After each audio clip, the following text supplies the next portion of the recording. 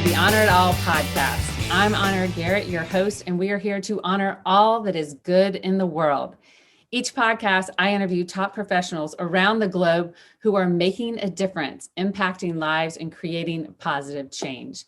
Today, we have Dr. Jill Kahn, the most positive person I have ever met. Dr. Jill has been in the health and wellness business since 1983. But what makes Dr. Jill so special is her heart and soul. Her energy is magnetic.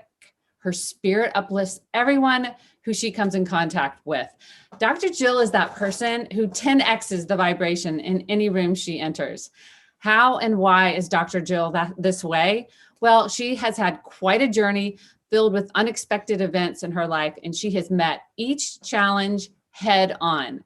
Jill's mission is to help everyone navigate this life with love and gratitude. I am so honored to have you here and for all of my audience to meet Dr. Jill as part of this Honor It All podcast. Welcome, Jill. How are you today? Oh, I am so excited to be here. And thank you for such a beautiful, beautiful introduction. It went right to the center of my soul, Honor. Oh my goodness. Well, it was all deserved. I met you on Clubhouse and you just radiated. I mean, I just don't know who isn't attracted to the person that you are and the positivity that you radiate. So I thank you for that. And I'm so glad to be here today. And so I want to know, are you ready? Because I want everyone to get to know Dr. Jill. And so first of all, could you share with our listeners just a little bit about your background and how you got to this place in this space of health and wellness and inspiring others? Well, yes, of course. I'm so excited to be here. And I'm so excited that your podcast, has the word honor in it, because I did write a book called The Gift of Taking. And the subtitle is Honor Yourself First, All Else Will Follow. And my whole life's work is all about health and healing and teaching an individual how to accept responsibility for their life, no matter what comes their way, the good, the bad, and the ugly. And as you know, like we're all a story, and as our story grows, we grow along with it. And, my early story is I started out as a chiropractor and thinking that I was going to save the world one subluxation at a time. I had fallen into the perfect profession for me because I'm holistic, I'm vegan, I'm natural, and I am like the health nuttiest nut out there, and I still am to this day. And while I was in chiropractic school, I found a little lump in my breast, and not thinking anything of it, because granola girls don't think about things like that. A friend came over with this book about healing cancer naturally. I'm like, I'm 20 years old, cancer. I have nothing to do with this subject. This is not my life. This is not me. Well, he scared me enough to get it checked, and it was nothing. It was a swollen lymph node. But that book, when I came home, caught my eye, and I started reading it. And I was like, this book is not about cancer. This book is about life. If we all started eating this way and thinking this way and living this way, we would all become healthier. So I started to literally, Honor, I started to treat myself for an illness that I didn't even have. And for 10 years after that, I became absorbed in the body's ability to heal itself naturally from chronic illness and such. But I thought that was all about me, because I was going to save the world one subluxation at a time. But boy, did my story take a turn. Well, that's so interesting, because at an early age in my adulthood, I started buying all these cancer books, and I didn't know why. I was just really drawn to them, and I started reading them, and that was kind of strange. I was like, am I preparing for something that I don't know yet? But I just found it fascinating. And maybe that is what got me into health and wellness as well. But you had a specific story, because you were practicing chiropractic, and then you were married, and something happened with your husband. Would you share that with our audience and how that changed? Well, absolutely. So before something happened with my husband, I haven't shared the story with you, but my first go at it actually was with my dad. And it was back in 1990. And, we came from a family that really had nothing. It was one of those, my my dad worked 3 jobs to get us by. And, it was a rough start for them. But they ended up doing really well and so forth. So anyway, at this aspect of our life, my brothers and I were doctors at this point. We were married. Our lives were brilliant, good. And my mom and dad finally were at the point where they could live their life. And I get the phone call that nobody wants to get. It's the, Jill, something has happened and it's okay, but I got to give you some bad news. And I'm like, Dad, what? Like, what's going on? And he goes, I cut myself at work and I got blood poisoning. And Perry, my older brother, said, I need to go to the hospital. His doctor met him at the hospital, who happened to be a lung specialist. And he took a chest x-ray, which was totally medically unnecessary for blood poisoning, right? Well, Right. there it was on his lung, adenocarcinoma, incurable lung cancer. Basically, they said he had a year or a year and a half to live. So he's telling me this, it's okay, if this is God's will, I've already, maybe this is why, what I was here for is to help you kids, because he poured everything. His whole life was about his kids. And all I'm thinking about in that moment, Honor, is this is not his time to die. This is his time to live. Well, he had decided in advance, before he ever even called me, that he was not going to do chemo and radiation because it wasn't going to work. But he did want to get surgery to remove that aspect of that piece of the lung. So when you hear what happens next, you're not even going to believe how life prepares us for it, like you're talking about, in the most unexpected ways. Absolutely. I have chills already. So what happened? What happened with your dad? So what happened was my dad called me with a, I'm sorry thing. And I said to my dad, he had a lot of faith in the medical profession, but he had even more faith in his children. And I said, Dad, I know something about this. He goes, well, what do you know? I said, I've been studying for a decade the body's ability to heal chronic illness. I thought it was just about me and my knowledge, because I was attracted to that. I never thought I'd have to use this, but I know a lot about this. So I told him that the body's ability to heal itself is within him, and that there is no expiration sticker on his ass, and no one's going to tell him if he's going to live or die. And Dad, we can do this. I can help you to heal your life. Let's go for it. Well, my dad said, let's do it. He postponed his surgery. He said, if I fly, I was living in Atlanta at the time. I just had a baby, literally brand new baby at the time. He said, if you fly to Miami and work with me, I will postpone my surgery for 2 weeks. I was on the next plane. Diet, nutrition, detoxification thoughts, so many thoughts about inner work and forgiveness and energy work. I was pouring into him the information about the body's ability to heal himself, and he was getting it. And like a wilted flower starting to get watered and wake up, he was taking ownership to his health journey. So now fast forward 2 weeks. This is just 2 weeks. He checks himself into Jackson Memorial Hospital. It's all documented. My oldest brother, who's an oncologist, was there. My other brother, Perry, who is also a chiropractor, my mom, we're all sitting there, as we should have been, very anxiously waiting in the waiting area. And hours later, the doctor comes out with this look on his face. And he says, the most remarkable thing has happened. When we opened up your father, the tumor was no longer visible to the human eye. My dad lived 18 years after that diagnosis. Amen. So it was an amazing story. And I came home with this thought, like, well, maybe that's why I studied all that stuff. Maybe that's what happened. Maybe it was to help my dad to heal his life. Maybe it's more than the subluxation. Maybe it's the subluxations we need to make these mindset adjustments. Maybe we need to make these lifestyle adjustments. Maybe it's so much more to it than that. Well, thinking that was it, of course, everybody's a story. And as that story we grow along with it. Well, it took another turn in 96.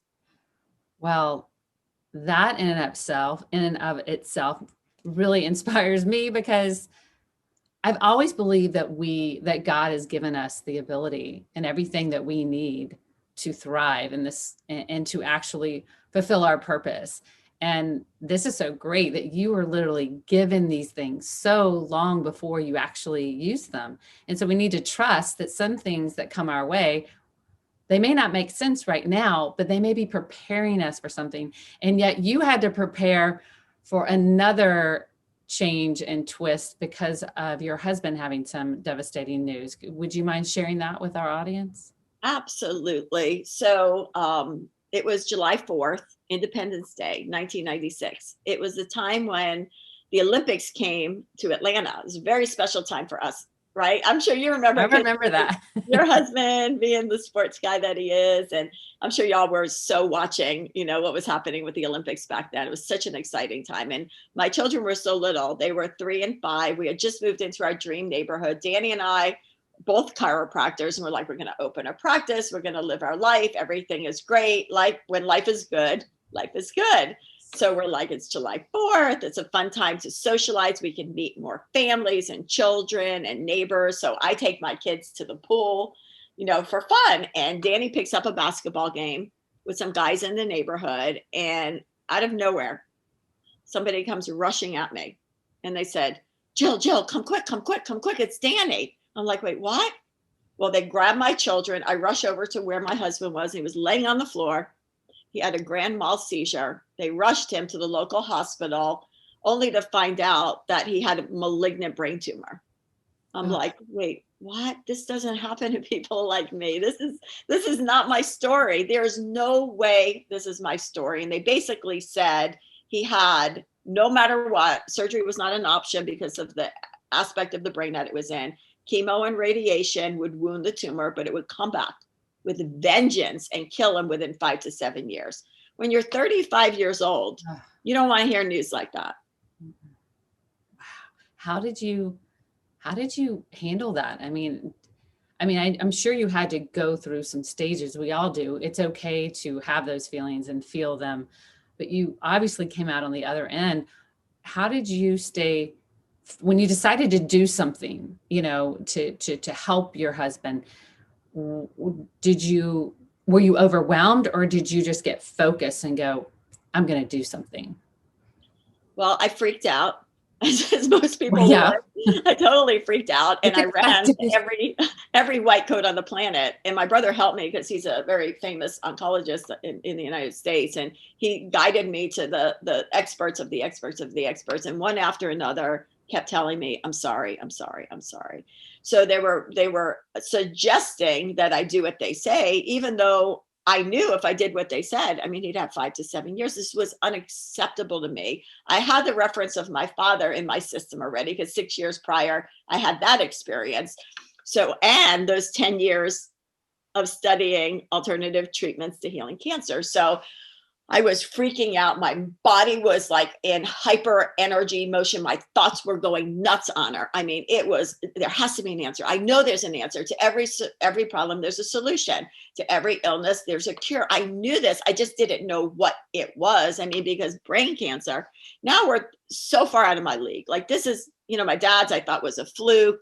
I was like, this is so much bigger than me. And there was no map. I didn't even, when I studied all that time, I wasn't taking notes. I didn't remember what I was learning. I was just like casual reading. I was just reading for my own knowledge. I wasn't studying.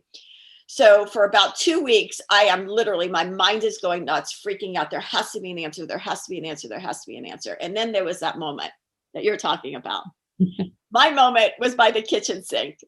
And I was standing by the kitchen sink. The energy in my body was over the top, crazy, going fast, hyperadrenaline, trying to search, like the little search thing on the computer when it gets stuck. That was my thoughts. And all of a sudden, a feeling like no other of total peace instantly. It was an instant moment came over me. Total peace in one moment. I knew. I turned to my husband and I looked at him and I said, Danny, not only are you going to be okay, but we're going to help so many people as a result of this. And we decided in that moment to take it on ourselves. But taking on something like that is big and it's hard and it's really, really, really scary. Well, it's scary because even though you have the knowledge and you feel like you're doing the best and you're trying to help, those thoughts keep coming into your mind. At least they would with me. It's like, am I doing the right thing? Am I putting someone's life at risk? Like, what do I do? But so what did you do? Yeah. And how is your husband? Yeah. Well, I didn't feel like I had the knowledge at all. I had no idea what to do. I couldn't remember the books I read. I couldn't remember the doctors. We didn't have the benefit in 96 like we do with the internet. It was just really, it was really hard. So shortly in, I had aspects of knowledge, but I didn't have knowledge. And shortly in, I started to feel personally, I started to feel enormous pressure from the medical community, pressure from his family. Just do what the doctors say. What if he dies and it's on you? I mean, well-intended people I was feeling internal pressure. Oh my God, he could have died. And he clearly, who takes this on? Like, this is so, so big. So I knew that in order to help Danny save his life, I needed to strengthen mine. What I didn't know is over the next 3 years of figuring out things that felt like it was unfigureoutable, because it wasn't an easy journey. It wasn't from point A to point B. It was like a heartbeat fluctuating. Where are we doing it? Where do we go next? When do we change? Are we on the right path? Are we not on the right path? You know, it was really hard, really, really hard. So over those next 3 years, what I was doing was building up an incredible skill set to stay strong, objective, and stable when making choices and dealing with this. I knew that I needed to create space between me and the problem, and me and other people and all the chatter that was going on. I knew I needed to do that to even be able to think clearly and see clearly. I knew I needed to stop the crazy in my head. I knew I needed space, like you refer to at the beginning of this podcast. I knew I needed a space to feel and melt down and be scared. So there was a time for me to feel and there was a time for me to deal. I never let those two moments touch, ever, ever. I knew I needed to have very hard conversations without taking anything personally, zero, or making anyone wrong. I knew I needed to just look objectively at the words and make choices. Is this what I'm looking for? Is this not? Because it was me choosing. It wasn't anybody telling me what to do or what not to do. And change was my middle name. I was observant to everything and attached to nothing. I would drop a treatment, a person, a concept in a heartbeat if I think it wasn't working, and throw myself into the unknown faster than you could imagine if I thought that wasn't working, trusting that within the unknown, an answer would come to me next. So that's beautiful, because that might be the very hardest thing that everyone struggles with. Like, to have those coping mechanisms, to not take things personally. I mean, I think I take things personally every day. You know, my husband and I, we love each other, but things, you know, you just do. So to have this skill that you created is amazing. And I'm excited to talk about that later, because I know that you're helping so many people with that. So tell me what happened next. Okay, so what happened next is after 3 years, we really felt like he was out of the woods. I was so lucky. Honor, I don't know how I get lucky this way, but I get medical people to document my stories. Like with my dad's story, you know, Jackson Memorial Hospital documented. With this story, I talked the head of neurosurgery of oncology I asked him if he would do MRIs along the way with me so we could see where we're at any given moment. And he agreed. It's unheard of that he would agree to watch me and guide me and be with me while I did all holistic things. It was unheard of. So we have it all. This whole story is documented at Emory University. They watched the tumor go away. So the long story short, Danny lived to tell the story. He is alive and well. And when I got back into practice, I started attracting cancer patients. They started calling me. It's like, we heard your story. My so-and-so got diagnosed. Could you help him? Like, I am not a cancer doctor. This is not what I do, but here's what I can do. I could teach you how to get strong in it so you can navigate it. I could teach you how to accept responsibility for your life. I could tell you that no one's going to tell you if you're going to live or die, and that you got to navigate this. You can't have somebody do it for you. I could show you how to get strong under stress so you can deal with fill in the blank. And I started to teach them what I was calling back then were my formulas. And people started to strengthen and accept responsibility for their life and take on their own health journeys and get well. And then very shortly, and someone says this, my wife, she doesn't have cancer, but I really feel like she could use your formulas. She's really struggling. And then it was the kid, and then it was the next person. And then before long, I realized that what I had discovered unexpectedly through those years was never about cancer. It was about life, and the skill set that I had developed was about how to stay strong and healthy for any human being, no matter what comes at them. And that turned into a program called the Biocode system, bio meaning life, which is a skill of 5 skills. That's it. That I believe is a missing piece of intelligence that should be a behavioral standard in the world, because I have seen over the years across the board, no matter who the person is, no matter what age, no matter what stage, no matter where you come from, whether you're the richest, whether you're the poorest, across the board, people are missing the skill set of how to strengthen themselves in the stress of the moment to be able to deal with fill in the blank, whatever's in front of them. So actually, all of the experiences you have been through, as devastating as they were at the time, literally was preparing this way for you.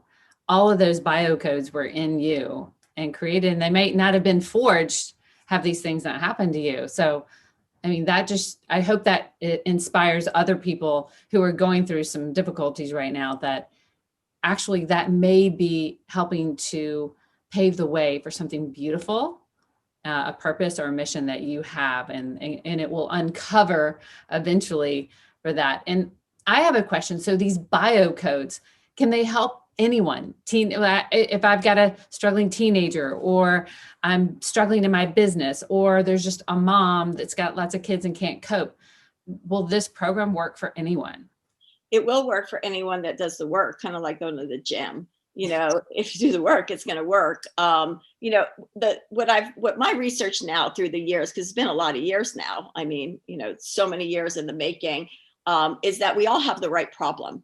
We all have the right problem. Stress, we all have stress on a daily basis. We all have issues. We all have parenting issues. We all have life issues. Everybody's going to be struggling with something, period. I have never in my entire career met a person without a problem, or a problem without a person. Meaning life is about problem solving. That's not the problem. The problem is us in it and how we approach problems. And that should be taught day one. We never got our How to Live Our Best Life manual when we were born. I didn't get mine. Did you get yours? No. So, but we probably had parents who thought they were teaching us. And that's the problem. And that's the problem, because if we're living in a problem solving world all day, every day, and we are, and there's many forms of learning, you go to school. First thing the teacher gives you is problems. How do you do math? How do you read? How do you learn? And it's a systematic way of learning where we all go up together. But behavioral intelligence, meaning our ability to consciously choose empowered behaviors, regardless of the situation or the behaviors of others, we're homeschooled in it. So that means that I learned from Diane and Stanley from the Brooklyn and Bronx, who they didn't have the best teachers either. So everybody is schooled at home from these hand-me-down ideas of how do you manage yourself under stress. Now we have a system that's decentralized, meaning everybody, Honor, has their own right book.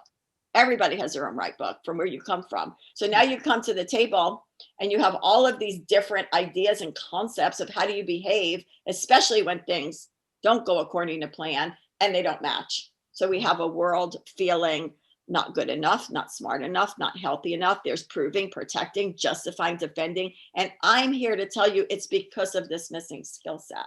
So when I started to teach this, it started to fill a void in so many people, because it really should have came day one in school. It doesn't matter where you are, no matter how old you are, it will work, but it's equally as important. All learning is based upon a foundation of behavioral skills, meaning how well you can strengthen yourself to learn something, to deal with something. And this is filling that void.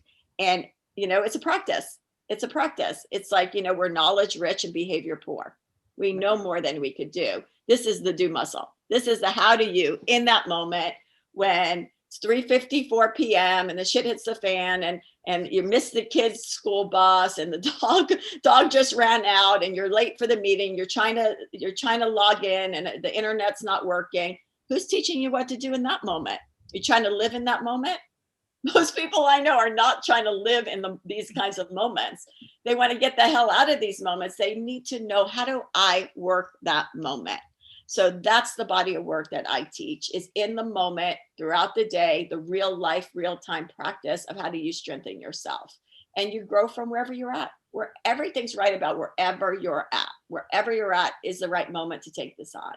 Well, I think it's beautiful because when you mentioned earlier about detaching yourself, from other things, like not taking things too personally. And to me, that is probably the hardest thing, at least for me. And I'm sure other people are struggling with that too. So in the Biocodes, when you teach this, are you able to help people with a lot of their limiting beliefs? Because really, isn't that what's kind of stopping us from learning the right way to do things? Well, what I found is that we're good people with bad skills. Right. With weak tools. It's like we have the right problem with the wrong tool. So if you're trying to, put a nail in the wall because you're trying to hammer something in, but you don't have a hammer, and you're so frustrated, you're using a shoe and you're using all these things, you have the right problem, but you have the wrong tool. We have a bunch of really, really great people who are struggling of what to do with their pain and their stress and their challenges and their words and their deeds and their actions and the interactions, because it is the right problem. We should have that problem. We have the wrong tool because we have some of our fundamental concepts backwards. So the biocode rewires the brain, and it shows you, wait, it's a bunch of new ways of thinking. It's new ways of acting. It's new ways of seeing the world. It's new ways of seeing yourself in the world. And it shows you, wait, you're seeing it like this. Let's bring the thought back this way. You thought it was that, but it's really this. And that rewiring in that program, in that moment, changes the way you see who you are and what problems are and your level of responsibility. It's so powerful. I mean, it's been changing lives, for so long now. It works all the time. So it's a lot of reframing. And so let me ask me, not ask me, I want to ask you, how long is the program? How do people get involved in it if they're interested in doing this? And is this something that you've tried to get into schools? Because it sounds like to me, this should be a foundation in every school across the nation. Every school. It should be in every school. So we're in a lot of very large companies, and they're using it as a personal leadership tool of how to train leaders to take personal responsibility for how they're showing up in the stress. Because in companies, the two biggest problems are people problems and the rate and speed of transformation. So it gives them the tool for them to be the athlete in the gym and get stronger, because with the Biocode system, nobody's involved in the program other than you, period. You're the only one in the gym. Life is your gym. You get stronger, and it's not hinged upon another person. So we have that. We're working with individuals, their certification programs, and we're going to try to get it into the schools for sure. Right now, we're working on a self-directed online program, which will probably be done in a couple of months. And at that point, it's going to be great, because then we could get it out to so many more without me, or people that are, it's great if you help people, one-on-one or in group settings, or in teams, or even entire companies I've helped. But it's really cool if it could work itself without anybody being there. And we're just about there. We're at the 23rd hour of that. That's exciting. One to many. There's only one of you, and you have this beautiful, gift to give the world. So the more people you can give it to quicker, and they can get those skills, the bigger the blessing. So I just wanted to ask you overall, because you obviously have been through a lot in your life, what does success mean to you? Well, I'm a person who has spent my entire life, I've had one career, never worked for anyone. I've interned when I was 23 years old for a doctor for 1 year. And then I've worked for myself my entire life. And I love what I do, and I do what I love. And I find my success in helping other people to be successful and healthy within themselves. For me, I am all about authenticity and being the walking, talking, living example of anything that you represent in this world. My greatest success on this entire planet, I've done big things, a lot of big things. I've been on tours, I've written a book, I've been on TV shows, I've done a lot of really big things to impact the world. But my greatest success is raising two beautiful children who are so mindful and so kind. My daughter is 27, and she's incredible. And my son is 30. And I'm telling you that their behaviors as a result of these challenges that we all went through are so impeccable and so mindful and so kind that one day when I grow up, I aspire to be like my children, that they are that amazing. That's my biggest accomplishment. That is so beautiful. And what a neat thing that you have these biocodes, and whether you were consciously doing it or not, you were instilling all of this into your kids. And that will impact generations to come just in your own little family. So that's so amazing.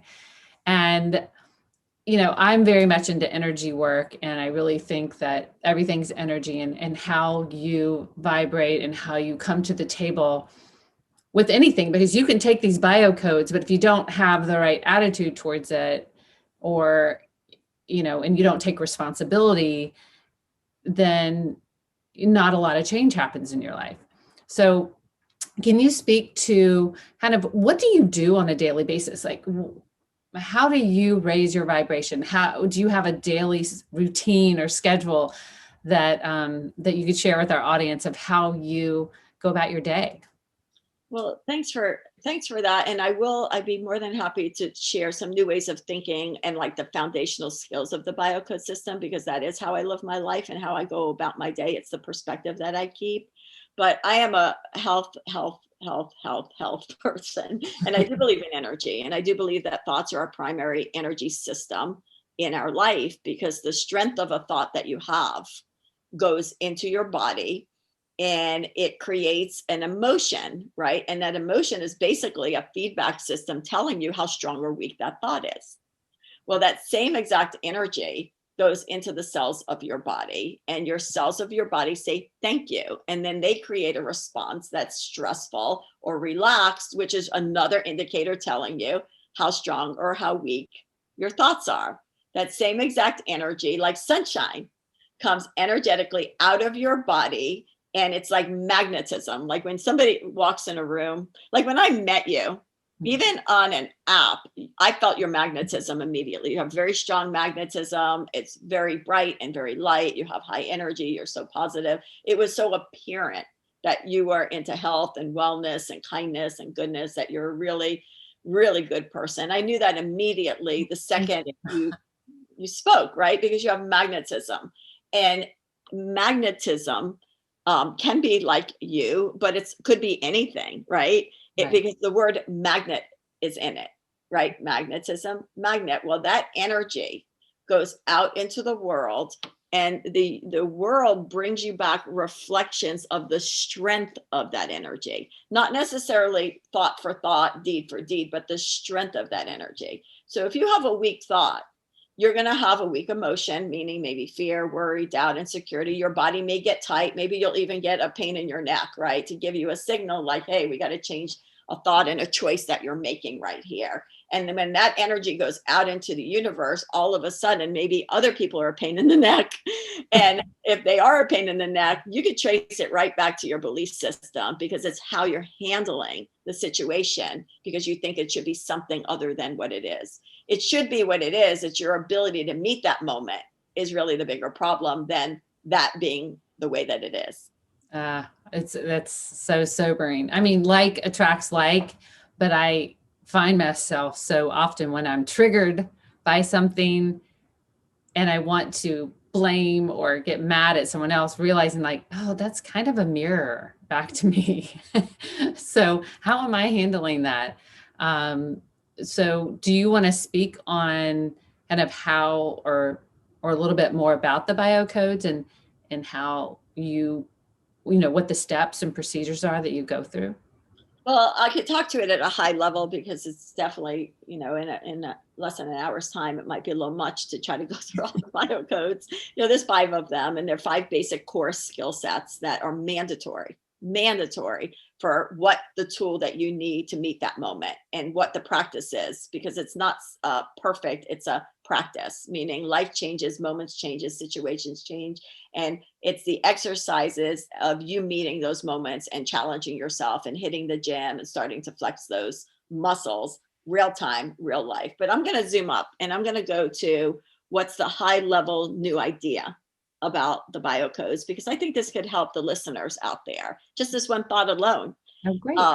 So one of the new ways of thinking. So my job is to always give people new ways of thinking. So you could have aha moments. So you could have an expanded reality and do something different.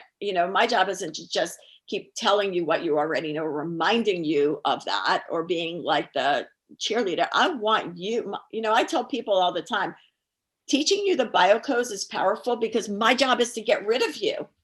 And I mean that in the nicest way, because I want to see healthy, independent people that know what to do in these moments, that could check themselves, because now they'll have the tools to be able to do this. We want independent, healthy people who are not relying upon or codependent upon anybody for their success. And this sets up a space for that. So the high level new way of thinking is this. Most people in life, and I know you have felt this way yourself and you have experienced it being a coach, most people in life think this. They think their problems are the problem. And if I could only get rid of this problem, if people would be kinder to me, if I could lose the 5.5 pounds, if I could stop worrying, if I could get the job, if my partner would stop being a pain in the ass, if whatever it might be, then I will feel good about myself and I could carry on in my life, right? People think if I could solve these problems that keep coming at them, then everything is going to start to get better. And I am here to tell you this. Pay attention, everybody. Your problems are not the problem. Your problems are not the problem. Problems are a part of life. Problems will never go away. They will change. And that mysterious problem machine that spits them out nonstop is going to spit them out all day, every day, because those are instruments for our personal growth. Absolutely. So problems are here to stay. And if we took your to-do list right now and I had the magic wand and I wiped it out, I bet you anything by 2:00 today, it will be replenished again. Right. Because problems don't go away. They just change, right? So if our problems really aren't the problem, then the question would be, what is the problem? And I'm here to say, it's you in it. It's you in it. So I love to think in metaphors, because when you take somebody out of their life, their experience, their triggers, they could see it very, very differently. So let's just say your problems or your challenges or your obstacles in life, and you're going to love this because you live in an athletic family. I love everything athletic, right? Let's say our problems and all of those are like an obstacle course or a challenge course. And we all know what's in a challenge course. Challenges. Maybe you have the high jump or the shot put or all the different challenges, right? So if somebody was a newbie athlete, a rookie, right, just starting out, and they were going after that high jump, they would look at it, Honor, and they would go like, there's no way, this is too high. Nobody could do this. I'm going to hurt myself. They'd give a go at it. They'd fall on their ass, right? Right, exactly. They'd get up and they'd be bitching the whole way through. Then they'd go pick up that shot put and go, oh my God, it's so heavy and I'm going to hurt my neck and my shoulder. And they'd be tripping up the whole entire time.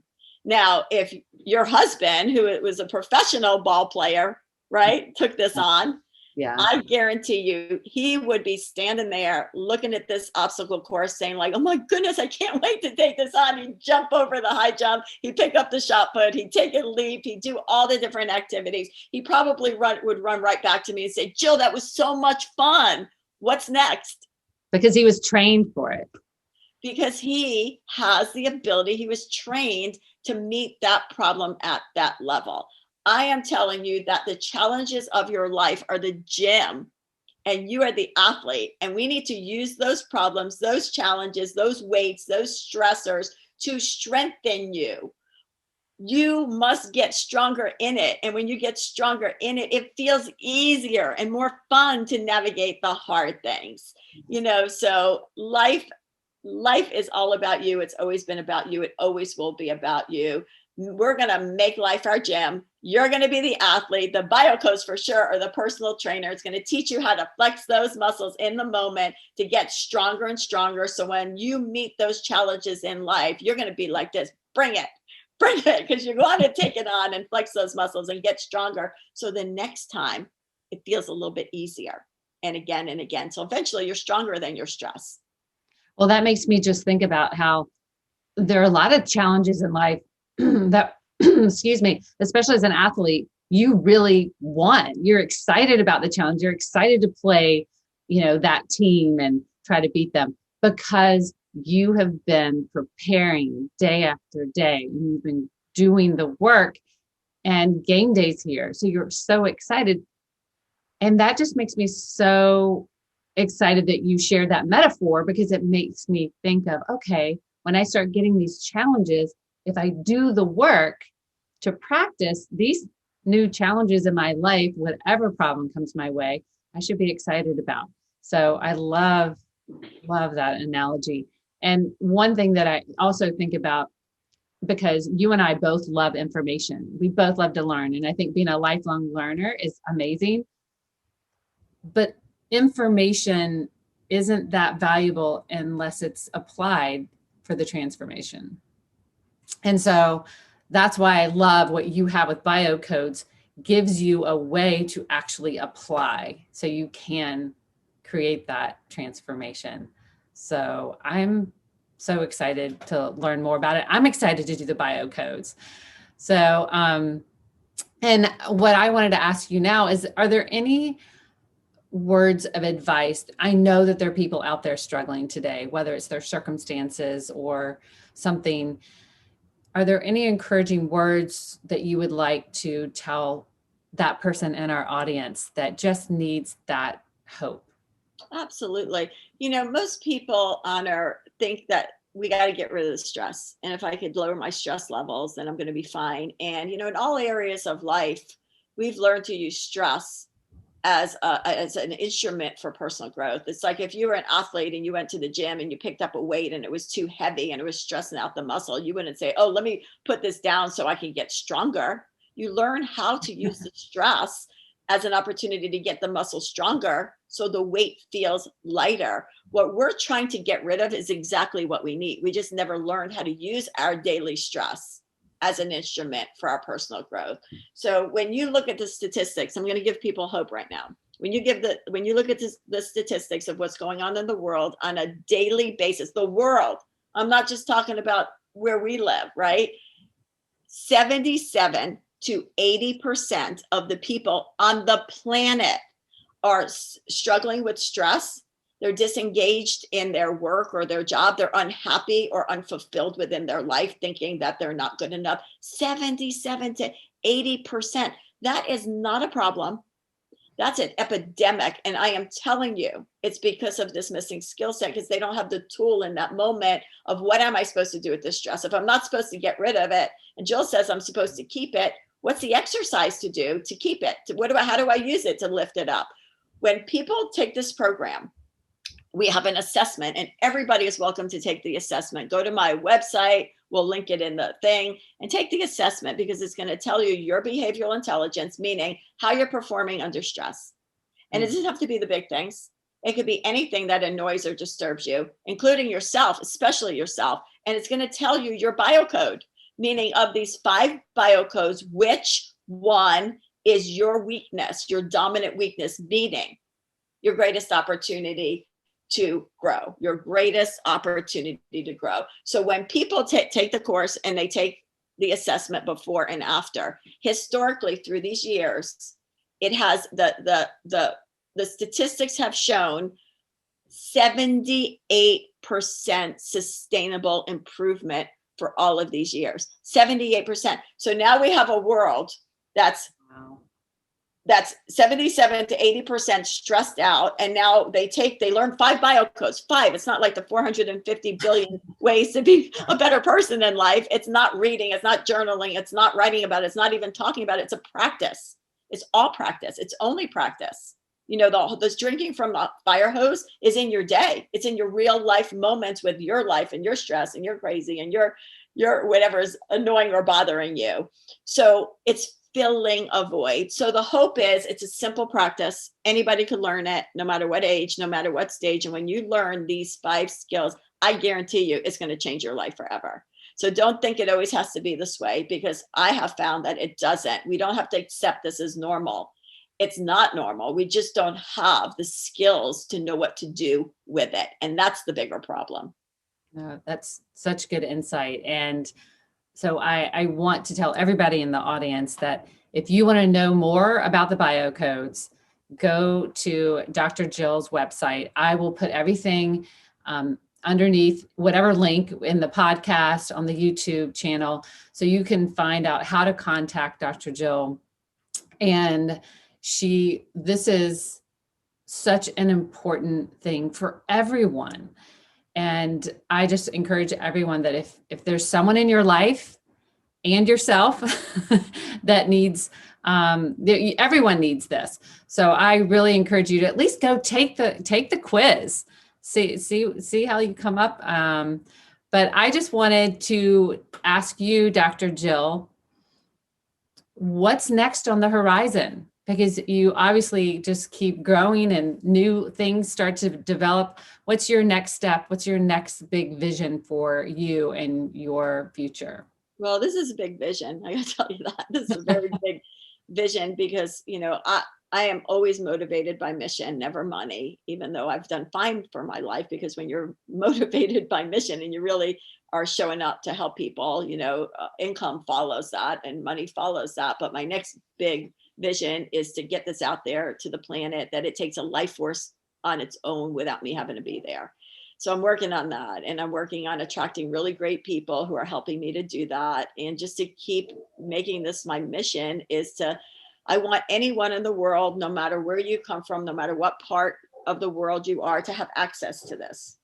You know, from a charitable perspective, you know, I've been involved with a lot of groups of people that have really struggled in life, you know, women and children who are in homeless shelters or in like refuge areas. I have worked, put it this way, these women, you get in the elevator, you go to the bottom floor, and you get out and you'll find them there. What they've been through is horrific in their life.